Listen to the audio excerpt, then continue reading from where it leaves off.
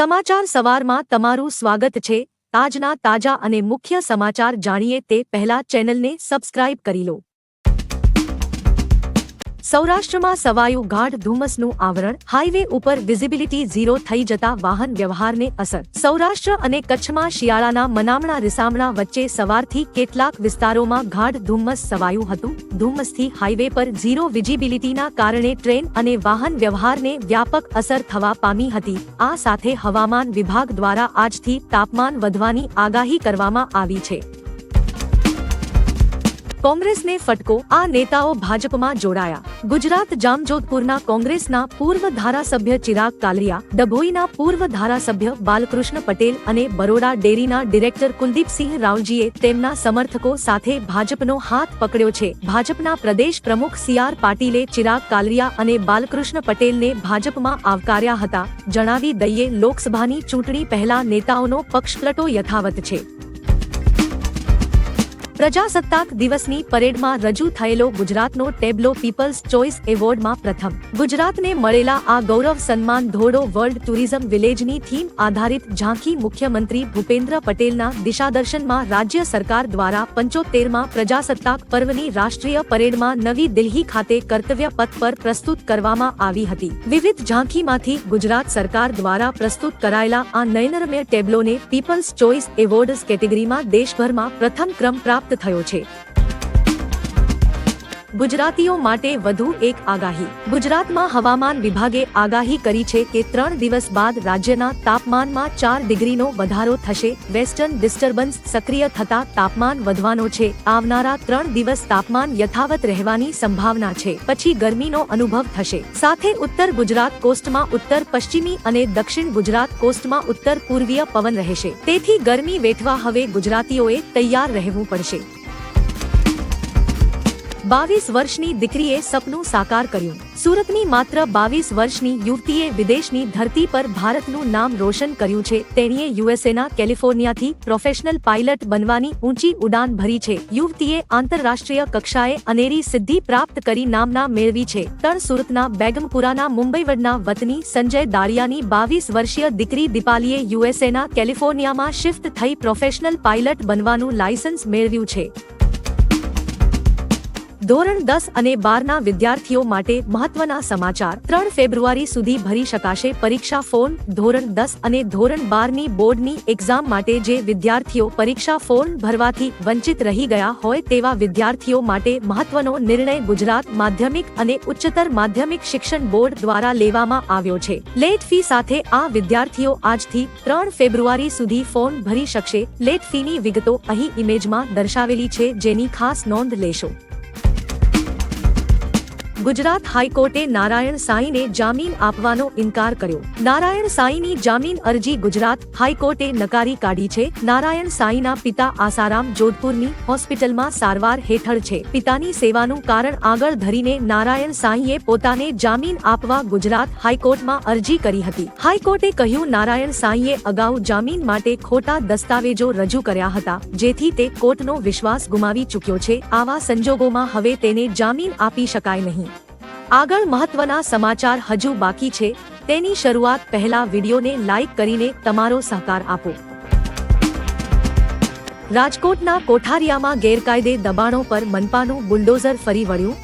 ₹8.44 કરોડની જમીન ખુલ્લી કરાવાઈ। રાજકોટ મહાનગરપાલિકાની ટાઉન પ્લાનિંગ શાખાએ આજે શહેરના કોઠારિયા વિસ્તારમાં 2 અનામત પ્લોટમાં થયેલા ગેરકાયદેસર બાંધકામો ઉપર બુલડોઝર ફેરવી જમીન ખુલ્લી કરાવી હતી। રાજકોટ મ્યુનિસિપલ કમિશનર આનંદ પટેલની સૂચનાથી દબાણ હટાવની કાર્યવાહી દરમિયાન તંત્રએ 1484 ચોરસ મીટર જગ્યા પર ખડકાયેલા દબાણને દૂર કરી ₹44,75,000ની જમીન ખુલ્લી કરાવી છે। વર્ષ 2023માં ટ્રાફિક નિયમોનો ભંગ કરનારા 985 વાહન ચાલકોના લાયસન્સ રદ કરાયા। સુરત પોલીસ કમિશનર અજય તોમરની અધ્યક્ષતામાં સુરત પોલીસ કમિશનર કચેરીના કોન્ફરન્સ હોલમાં સુરત શહેર રોડ સેફટી કાઉન્સિલની બેઠક યોજાઈ હતી। 2023 દરમિયાન ટ્રાફિકના નિયમોનો ભંગ કરનાર 985 વાહન ચાલકોના લાયસન્સ રદ કરવાની કામગીરી આરટીઓ કચેરી દ્વારા કરવામાં આવી હતી। જે મુદ્દાની ચર્ચા કરતા કમિશનરે જણાવ્યું હતું કે ટ્રાફિક નિયમોનો ભંગ કરનાર સામે કડક કાર્યવાહી કરવામાં આવશે તો જ નિયમોનું પાલન થશે। એમટીએસનું 641 કરોડનું બજેટ જાહેર. અમદાવાદ શહેરની જીવાદોરી સમાન ગણાતી એમટીએસ બસનું ડ્રાફ્ટ બજેટ રજૂ કરાયું હતું. Ahmedabad municipal transport manager Aarjav Shah દ્વારા વર્ષ 2024-25નું ₹641 કરોડ રૂપિયાનું બજેટ જાહેર કરવામાં આવ્યું હતું. આ બજેટ સાથે અમદાવાદમાં વિવિધ વિકાસના કાર્યો કરવા આવશે. શહેરમાં ડીઝલ બસનું સંચાલન બંધ કરશે એમટીએસ. આજે અમદાવાદ મ્યુનિસિપલ ટ્રાન્સપોર્ટ સર્વિસનું બજેટ રજૂ કરાયું હતું, જેમાં અમદાવાદમાંથી ડીઝલ બસનું સંચાલન બંધ કરવાની વાત જણાવાઈ છે. હવે શહેરમાં ઇબ્સ અને સીએનજી બસો જ ચલાવાશે. વર્ષ 2024-25 માટે ટ્રાન્સપોર્ટ માટે 641 કરોડનું ડ્રાફ્ટ બજેટ રજૂ કરાયું હતું. આ સાથે અમદાવાદમાં રોજ 1020 બસનું સંચાલન કરવાનું આયોજન કરાયું છે. 1020 માંથી 895 બસ ખાનગી અને અન્ય બસ એમટીએસની માલિકીની હશે.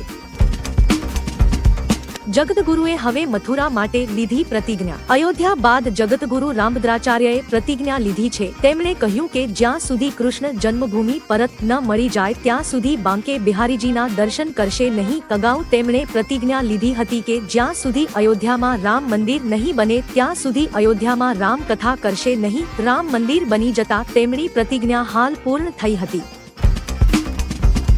ભાજપને ભગવાન રામ પણ નહીં બચાવી શકે. શિવસેનાના સાંસદ સંજય રાઉતે ભાજપ પર આકરા પ્રહાર કરતા કહ્યું કે નીતિશ કુમારને તોડો, શિવસેનાને તોડો, હેમંત સોરેન પર દરોડા પાડો, કેજરીવાલ પર દરોડા પાડો. આ બધા ભાજપના નાટક કેમ ચાલે છે? 400 બેઠકો તો શું ભાજપ 200 બેઠકો પણ પાર નહીં કરી શકે? ભાજપ હારી જવાનું છે અને તેને ભગવાન રામ પણ તેમને બચાવી નહીં શકે.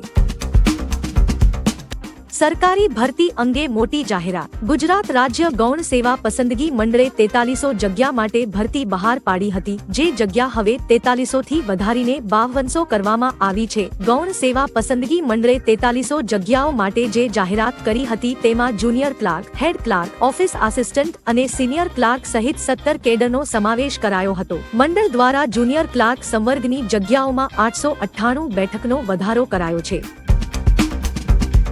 તેઓ કહેતા મારા બ્લાઉઝમાં કમળ છે એટલે કોંગ્રેસ છોડી. આસામમાં રાહુલ ગાંધીની ન્યાય યાત્રા બાદ કોંગ્રેસ છોડીને ભાજપમાં સામેલ થનારા પૂર્વ એમએલએ બિસ્મિતા ગોગોઈનું નામ પણ સામેલ છે. બિસ્મિતાએ કોંગ્રેસના નેતાઓ પર ગંભીર આરોપ લગાવતા કહ્યું, પાર્ટીના નેતાઓ તેના બ્લાઉઝ પર કમળની ડિઝાઇન વિશે વાત કરતા હતા. મેં કમળની ડિઝાઇનનું બ્લાઉઝ પહેર્યું હતું. હવે મને જાહેરમાં બ્લાઉઝ વિશે વાત કરવામાં પણ તકલીફ થાય છે. આ જ કારણે મેં કોંગ્રેસ છોડી હતી. ભારતીય નેવીને મોટી સફળતા. ભારતીય નૌકાદળના આઈએનએસ સુમિત્રા જહાજને સોમાલિયાના ચાંચિયાઓ સામે મોટી સફળતા મળી છે. આઈએનએસ સુમિત્રાએ માછીમારીના જહાજ અલ નૈમીને સશસ્ત્ર સોમાલી ચાંચિયાઓથી બચાવ્યા. આ દરમિયાન 19 ક્રૂ મેમ્બર્સને બચાવી લેવાયા હતા. આ તમામ પાકિસ્તાની નાગરિક છે. આ સાથે આઈએનએસ સુમિત્રાએ એફડી ઇમાન પર લૂંટના પ્રયાસને પણ નિષ્ફળ બનાવ્યો હતો. આ રીતે ભારતીય નૌસેનાએ 24 કલાકમાં 2 એન્ટી પાયરસી ઓપરેશન પૂર્ણ કર્યું.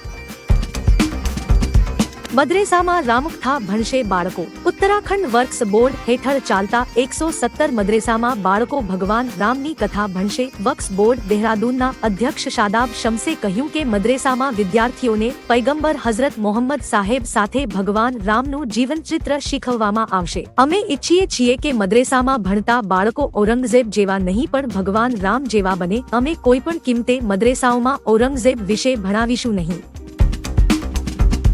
રાજ્યસભાની ચૂંટણીમાં બીજેપી ક્લીન સ્વીપ કરશે. રાજ્યસભાની 56 બેઠકોની ચૂંટણી માટે ઈસીએ કાર્યક્રમ જાહેર કર્યો છે, જેમાં ગુજરાતની પણ 4 બેઠક સામેલ છે. આગામી 27 ફેબ્રુઆરીએ તેના માટે ચૂંટણી યોજાશે. ગુજરાતમાંથી કોંગ્રેસની 2 અને ભાજપની 2 એમ કુલ 4 બેઠક ખાલી પડશે, જેમાં પરસોત્તમ રૂપાલા, અમીબેન યાજ્ઞિક, મનસુખ માંડવિયા અને નારાયણ રાઠવાની મુદ્દત પૂરી થાય છે. વિધાનસભામાં ભાજપની હાલની સ્થિતિ જોતા 4 બેઠક બીજેપીને મળે તેમ લાગી રહ્યું છે.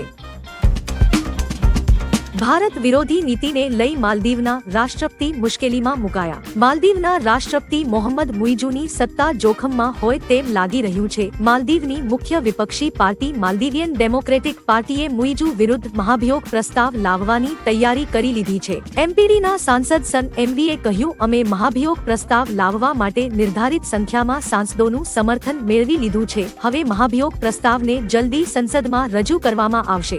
વિડિયો નિહાળવા બદલ આભાર। આવતીકાલે ફરી મળીશું સવારે 6 વાગ્યે એકદમ નવા અને તાજા સમાચાર સાથે। Good bye.